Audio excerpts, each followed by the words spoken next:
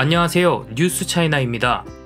오늘은 중국의 식품안전법에 대해 이야기해보려고 합니다. 중국은 지금까지 많은 발전을 이루었다고 볼 수 있지만 식품안전 문제만큼은 중국 정부가 해결하고 싶어 해도 할 수 없는 수준입니다. 현재의 중국 당국은 식품안전법을 엄격하게 적용하고 관리하고 있음에도 불구하고 매년 큰 사건들이 터지며 전혀 나아지질 않는 것이 현실입니다. 얼마 전 중국 베이징의 피자헛 가게 두 곳에서 유통기한이 지난 식재료를 사용하여 중국의 식품안전 문제가 또 화제가 되었는데요. 신기하게도 중국인들은 피자헛을 욕하기보단 중국 내의 중국 식당들의 식품위생을 욕하는 댓글들이 더 많았습니다. 피자헛의 위생이 저 정도면 중국 음식점의 위생은 훨씬 더 더러울 거라는 식의 댓글들이 줄을 이루는데요. 이러한 상황들은 그만큼 중국의 식품안전은 아직도 문제가 많다는 것을 방증하고 있습니다. 피자헛 사건에 대한 중국 댓글 반응 먼저 보시겠습니다. 피자헛 주방이 그래도 중국 전체 모든 주방 중에 가장 위생적일 거야. 왜 외국 기업은 중국에 오면 더러워지는 거지? 왜냐면 그 외국 기업을 중국인이 운영을 하니까. 중국에선 어떤 가게도 이런 위생검사를 통과할 수 없을 거야. 개인적으로 외국 패스트푸드의 전반적인 위생 상태가 국내 외식업들보다 훨씬 낫다고 생각한다. 이런 외국 기업이라도 없으면 중국의 식품 안전은 20년은 후퇴할 거다. 솔직히 피자헛을 못 먹게 한다면 중국 음식점은 문 열 수 있는 곳이 몇 군데도 되지 않을 거야. 날 욕하진 말아줘. 왜냐하면 중국 음식점은 절대 니들 생각처럼 깨끗하지 않을 거니까. 중국 음식점에선 야채만 씻고 요리해도 하늘에 감사하고 땅에 감사해야 할 정도야. 난 네 말에 전적으로 동의해. 진짜 중국 음식점 주방 뒤쪽엔 되도록 안 가는 게 좋아. 到期的。明天改吧，明天再用一点，我省得我改。就直接改了不完了。我改了，这个用的老大是那个动力链、力链。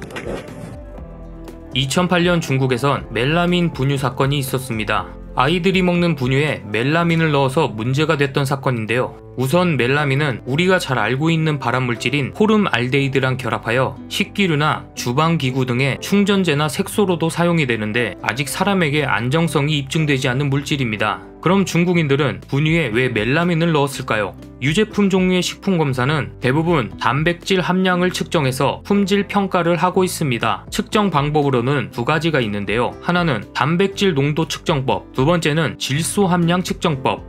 질소 함량을 측정하는 경우 멜라민을 분유에 넣으면 질소 함량이 높아지게 되고 질소 함량이 높아진 평가로 인해 회사는 멜라민을 넣은 우유를 고급 제품으로 둔갑시켜 소비자에게 비싸게 판매할 수 있게 되는 거죠. 그럼 멜라민 분유를 사용하면서 얼마나 많은 피해자가 생겼을까요?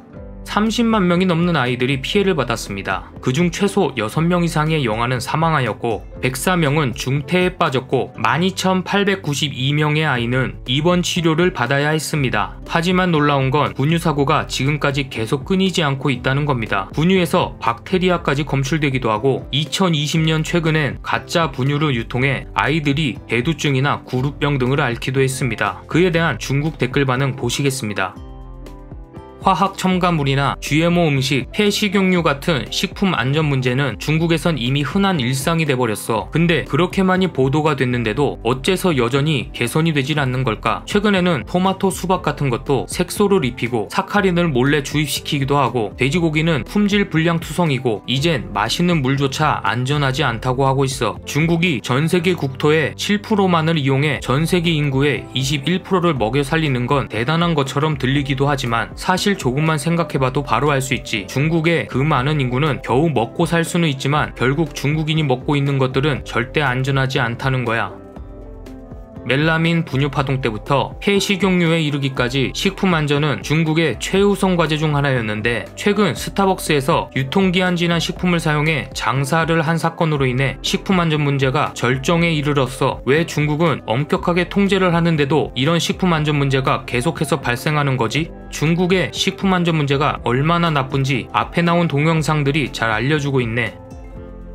중국의 음식점은 진짜 위험해. 먹으면 먹을수록 수명이 단축되는 거지. 내 말은 모든 중국 음식점엔 점검 요원이 필요하단 얘기야. 내가 여태껏 점검한 음식점들 중엔 완전히 합격했던 곳은 본 적이 없어. 니들이 볼 수 없는 아주 안 좋은 부분들이 정말 많아. 장사하는 사람들은 돈만을 벌기 위해서 네가 본 적도 없는 첨가물이나 조미료, 이상한 재료 등을 아무렇지 않게 사용하고 그걸 사는 사람들에게 먹이는 거야. 정말 무서운 일이지.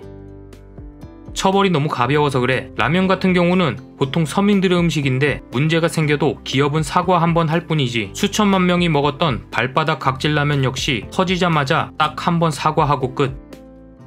북경, 천진, 하북 등의 지역은 이미 폐식용유가 대중화되어서 외식할 때 폐식용유를 먹지 않을 확률은 기본적으로 0%임. 체인점 같은 경우는 비교적 괜찮고 폐식용유 사용 비율이 훨씬 낮음. 폐식용유에 민감한 체질이 행운이라 해야 할지 불행이라 해야 할지 모르겠음.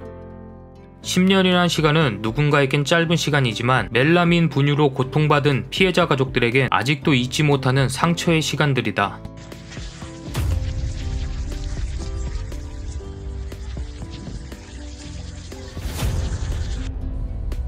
这山东临沂的头，我们拉到沈阳去卖，这头有注意打的全是防腐剂，看看，看到没有？继续正常，很快的。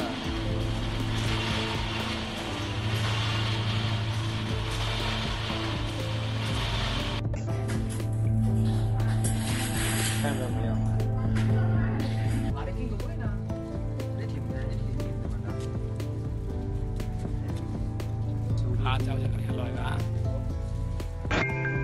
这敢吃吗？这样打会不会中毒啊？